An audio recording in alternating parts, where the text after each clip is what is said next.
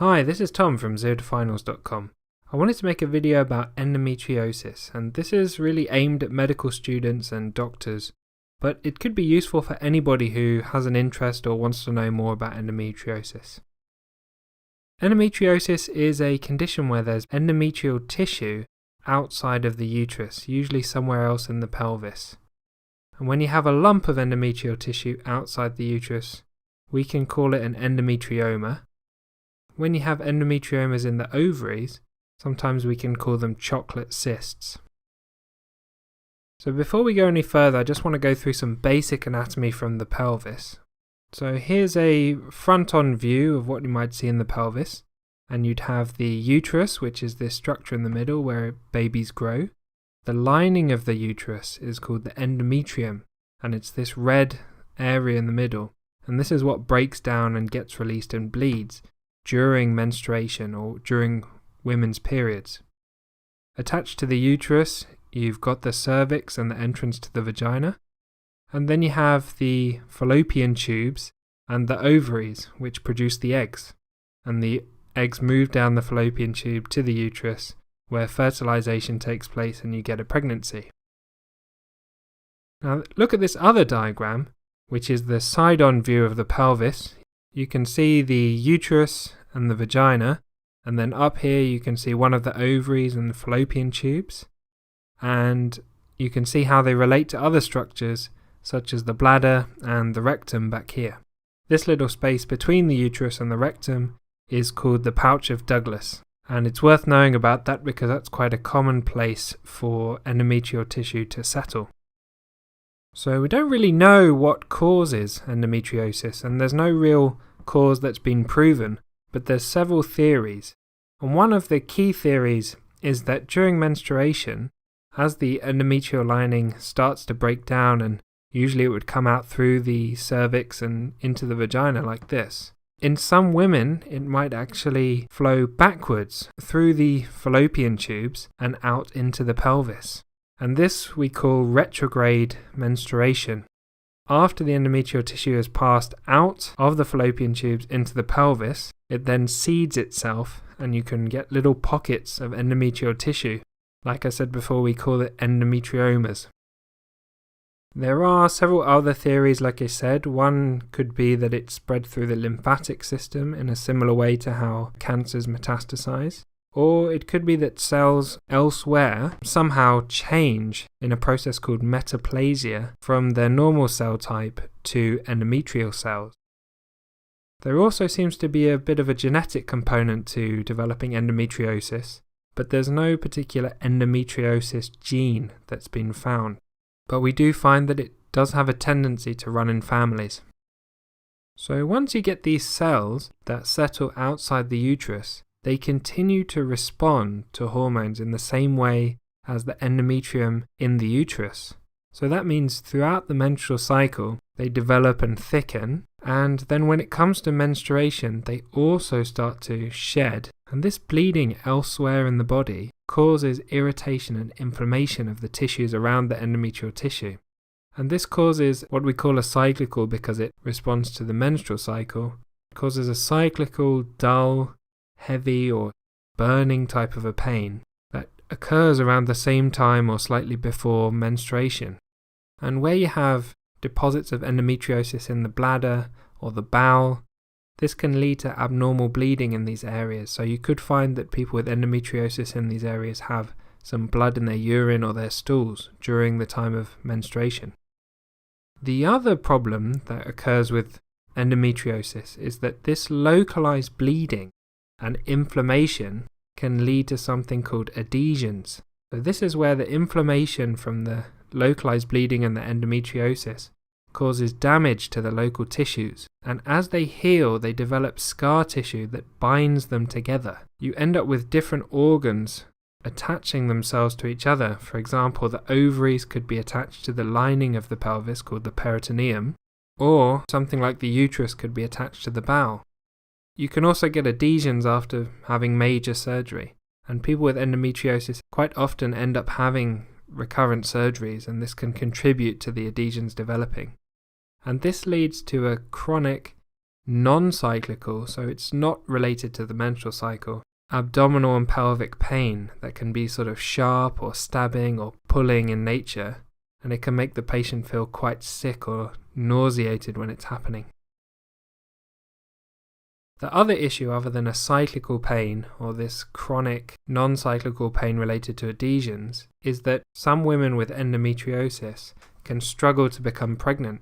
However, it's important to remember that having endometriosis doesn't necessarily lead to reduced fertility. We're not really sure why some women with endometriosis struggle to get pregnant, but it could be due to adhesions around the ovaries and the fallopian tubes that either block the ovary from releasing the eggs or hold the tubes in abnormal positions which prevent the egg from sort of moving along smoothly and reaching the uterus. Endometriomas in the ovaries could also cause local inflammation and damage the eggs, or prevent effective ovulation, but often we can't find a clear reason for why the person with endometriosis is struggling with fertility. Just a side note on how we would treat reduced fertility in endometriosis. The number one method would be using surgery, and the intention of the surgery is basically to correct any of these possible causes of the infertility. So number one, we would clear any adhesions that might be surrounding the ovary or blocking any eggs from being released. Secondly, remove any cysts that might contain endometriosis on the ovaries so that we reduce the risk of inflammation in the area, anovulation, and damage to the eggs. And the final thing would be to try and normalize as much as possible the structure and the position of the pelvis so that we optimize the chances of achieving a normal pregnancy. So how do we diagnose endometriosis if we have somebody who's having pains that we think, they're cyclical, they're having particularly heavy periods, and we wonder whether they could have a diagnosis of endometriosis?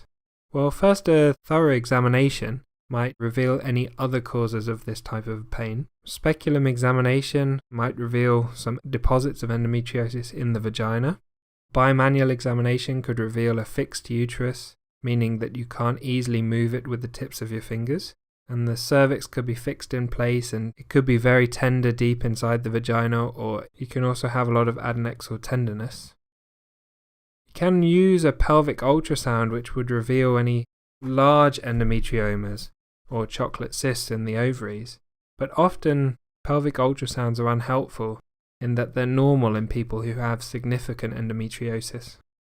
The gold standard way to diagnose endometriosis is using laparoscopic surgery, so using keyhole surgery to have a look inside the abdomen and try to spot any areas where endometrial tissue is placed outside of the uterus.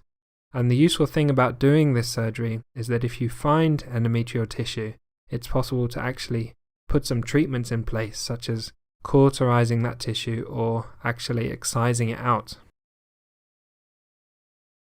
Just a quick word on the staging system for endometriosis. Stage 1 is where you only have very small superficial lesions of endometrial tissue outside the uterus. Stage 2 is where you would have deeper lesions, which include inside the pouch of Douglas.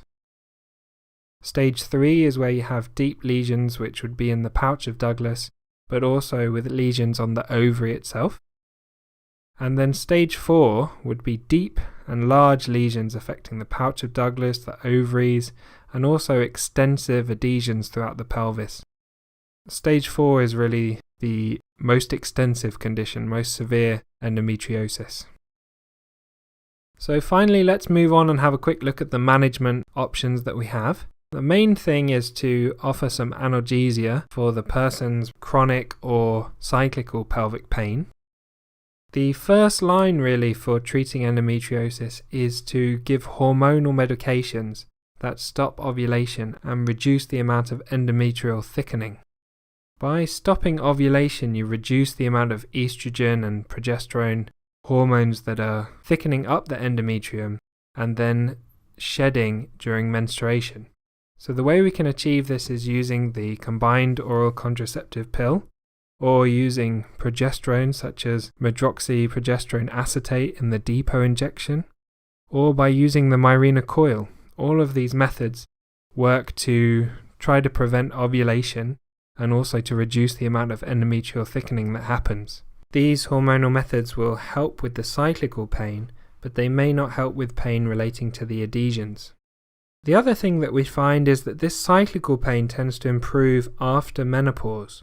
So another option is to induce a medical menopause, and this can be done with something called GnRH analogues, such as goserelin, which is commonly known as Zoladex injections.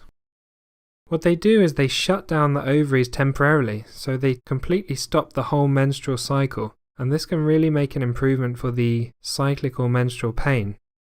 The problem with inducing the menopause early is it does come with its own side effects, such as the hot flushes, night sweats, and thinning of the bones, similar to the symptoms that a menopausal woman would experience. The next option when the medical management of endometriosis has failed is surgery, and quite often women with endometriosis end up having several surgical procedures to try and treat the condition. Laparoscopic surgery or keyhole surgery can be used to find the endometrial tissue and then cut it out or cauterize it so that it stops producing that localized inflammation and pain. We can also use surgery to treat the chronic pelvic pain of women who've developed adhesions, where we go in and cut the adhesions out and separate everything and try and return the anatomy as far as we can to normal, and that quite often helps the chronic pelvic pain relating to the adhesions. And really the final step that can be used to try and treat women who are having really severe endometriosis that's not responding to any other treatments would be to do a hysterectomy and what we call a bilateral salpingoophorectomy, where we take out the ovaries and tubes as well. While we're doing this, we try and take out as much of the endometriosis as we can find at the same time, and removing the ovaries and removing the endometrial tissue itself will induce the menopause and should help to improve the symptoms. The problem is, this isn't a guaranteed method of curing the endometriosis, and there's no real effective cure for the condition. So it's a bit of a gamble whether this will work or not, and it's quite a drastic thing to have happen, especially to a younger woman. So thanks for watching. I hope you found this video helpful. If you did, don't forget there's plenty of other resources on the Zero to Finals website, including loads and loads of notes on various different topics that you might cover in medical school with specially made illustrations. There's also a whole test section where you can find loads of questions to test your knowledge and see where you're up to in preparation for your exams. There's also a blog where I share a lot of my ideas about a career in medicine and tips on how to have success as a doctor. And if you want to help me out on YouTube, you can always leave me a thumbs up, give me a comment, or even subscribe to the channel so that you can find out when the next videos are coming out. So I'll see you again soon.